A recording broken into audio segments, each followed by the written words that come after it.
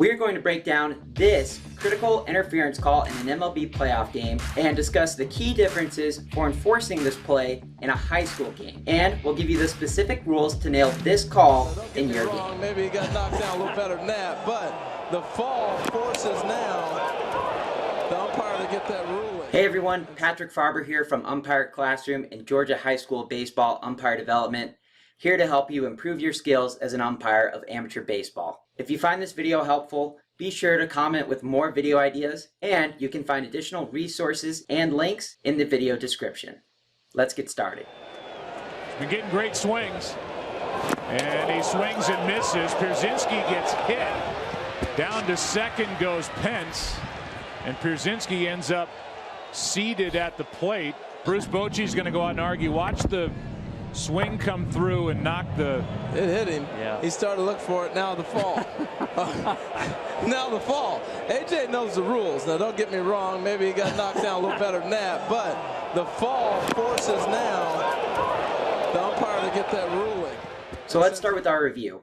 First, this is a correct call for an MLB baseball game. The relevant rule for this play is actually a comment on Rule 6.03A3. The comment on this rule specifically labels this contact in this play as contact, quote, on the backswing. And it specifically notes that this is not interference. You commonly hear this referred to as backswing interference, but by rule, it's simply enforced as a dead ball strike, and the runners go back to their base at the time of the pitch. So in the play in this video, this happens with 2 strikes on the count. So in this video, the play counts as strike 3, and the runner that stole on the play is returned back to first. If there had been less than 2 strikes, then the batter's not going to be out. The batter simply gets another strike added to the count, and the runner is returned from second to first. Now let's talk about the high school rule. First, let's go ahead and define the contact in the play. Under NFHS rules, this is not backswing interference. High school rules define backswing interference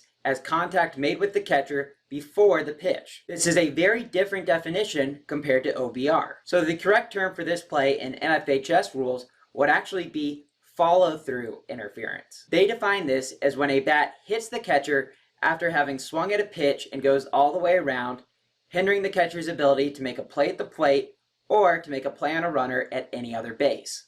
Now, here's the biggest difference between the OBR rule and the NFHS rule.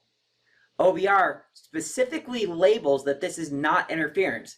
However, high school specifically does note that this is interference. And thus, because of that, in a high school game, we are going to enforce a penalty with outs associated with it. You can find this penalty in Rule 7, Section 3, which covers illegal actions by the batter. Then Article 5 specifically covers interference with the catcher, and Paragraph C specifically addresses follow-through interference. Now that rule goes on to define the penalty for this play. In this example, where there were 2 strikes on the batter is going to be out for strike 3, but because of the interference, the runner is also going to be out for the interference of his teammate. If the play happens with less than 2 strikes, then the batter is going to be out for interference, but the runner is simply going to be returned from second to first. Thanks for watching this video. If you found it helpful, be sure to give it a like and share it with other umpires. You can find links to similar plays and other resources below in the video description. And if you have any comments or suggestions for new videos, be sure to message me on Twitter at Patrick Farber.